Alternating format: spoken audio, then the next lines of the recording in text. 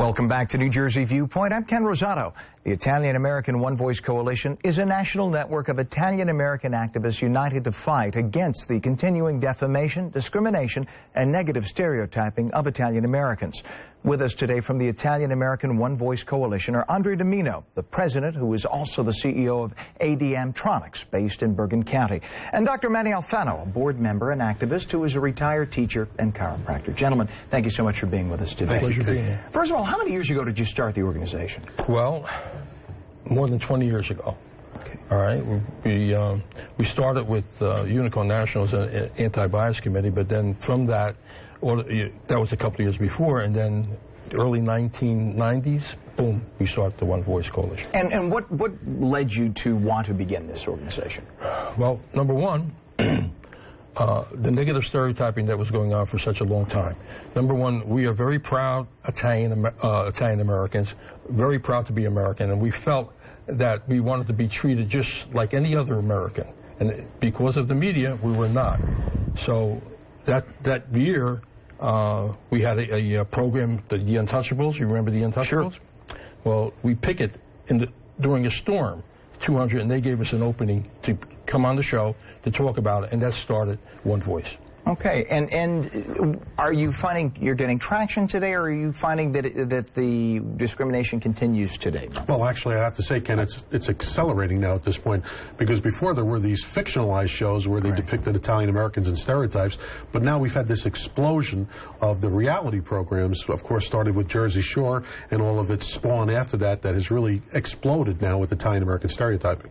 But then you see shows disappear. I mean, you had The Sopranos, for instance, that's gone, right. But there are people who argue, for instance, like within the show The Sopranos, they actually dealt with the issue of Italian-American stereotyping. I believe one of the first episodes, they actually deal with the very issue. We were putting pressure on them. It was almost like they were feeding off of us. Because I had not seen the show, but until I saw this one episode, and the one episode I had seen was that episode where it was as if they had read letters that you generated. That's right. And in that they said, well, Italian Americans are known for this, this, and this, and people say, et cetera, et cetera, and they were talking about the discriminatory facts and why you should be proud and why, et cetera, et cetera. Do you think that was prompted by... Let me just interject something. You said before, they're gone. They're not gone. They're in reruns. Every day you can see The Sopranos, so they're never gone. So... But I do think that was a reaction at the time to the pressure that was being put on by One Voice as well as other organizations. And we've even seen it now when we've protested other programs. We've seen reaction from, for example, the cast of Jersey Shore or the cast of Mob Wives and so forth. So they will respond to us. And the problem that you have, Ken, is that people say, well, gee, why are you complaining so much about it? You don't see it with any other ethnicity.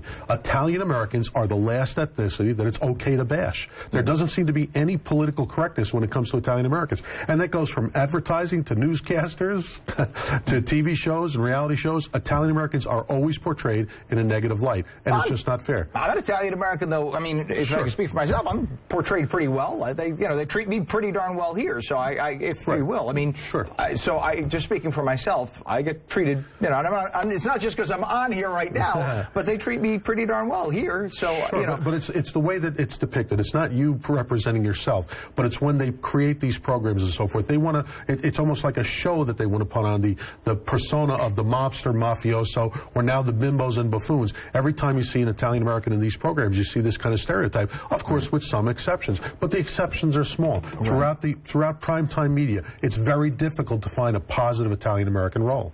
Okay. And do you think that eventually that it will change? Do you think that it just requires pressure? Or do you think it's more a fact that there is such a huge number? I think Italian Americans, by numbers, are among the largest, if not the largest, ethnicity in the United States. And because it's large, it's okay to pick on. In other words, when you're a tiny number, it's not okay to pick on. But when you're a huge number, it's sort of accepted. Is that, do you think that plays into it? I mean, certainly Italian Americans are the 5th largest ethnicity, but the other ethnicities, you don't see it. You'll see a positive role. You'll see a judge or a police chief and so forth. But every time you see an Italian American on a program, he's either a mobster or mafioso or a bimbo and buffoon. And all these reality shows are just exploding with these hyper stereotypes of Italian Americans. It's just not fair. Well, the other thing, too, is what, half the members of the Jersey Shore cast weren't even Italian. That's correct. That's even worse. That's like a minstrel show. They were playing it being objectionable Italians. Right. So, ultimately, what would you like to see? Is it just that whenever Italian Americans are depicted in media, they should be depicted how? Should they just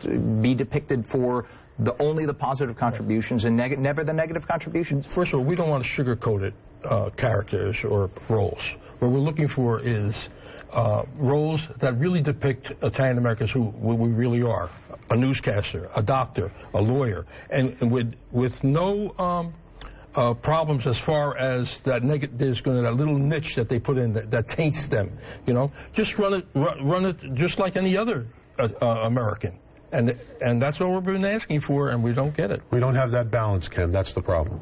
Okay, so in other words, see, the thing is, though, for somebody, some might say, well, I mean, there are shows that do have people who have Italian last names, and maybe we're not focusing on them because they just kind of blend in the background, because they're sort of mainstreamed, and maybe we're just focusing on the shows like The Jersey Shore, or like The Sopranos, etc., or like The Godfather, because they were so big. What is it about American culture that the shows like those tend to explode in popularity? Well, I think that the mobster mafioso persona has been glamorized, and I think that's the problem. People like watching it.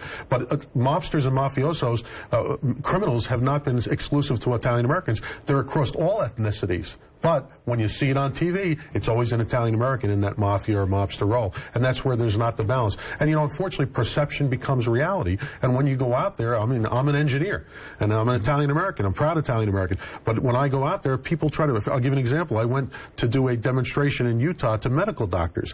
And when I came off the discussion, they wanted to know if I was connected or carrying a gun. So therefore, that perception is out there, and perception becomes reality. Yeah. Do you even find that, I mean, it's amazing. I'm just stunned that somebody would even kiddingly say something like that. The fact that would really be said is stunning. Do you see a time that this will just stop? Is it because the Italians came to the United States in different waves, and maybe it'll take another 1 or 2 generations before this stops? Well, I think part of the Italian-American background is Italians coming from the other side always wanted to be American. My father instilled in me a pride of our patriotism. So I think that there's not been this speaking out about this. But now, because of One Voice, we're objecting to it, and we're looking for the fairness. So that's what our organization does. We point out these negative stereotypes and discrimination, and we just would like that balance, just like all the other ethnicities. Nothing special. Treat us like you do the others. Andre Domino and Dr. Manny Alfano, One Voice Coalition, thank you so much for being with us today. All the best to you with the organization. Thank you, Ken. And for information on all the organizations featured on Viewpoint, and if you missed a segment and would like to watch the show at your leisure, do visit us at 7online.com/viewpoint. We will be right back with an organization that's doing some great work in Haiti. Don't go away.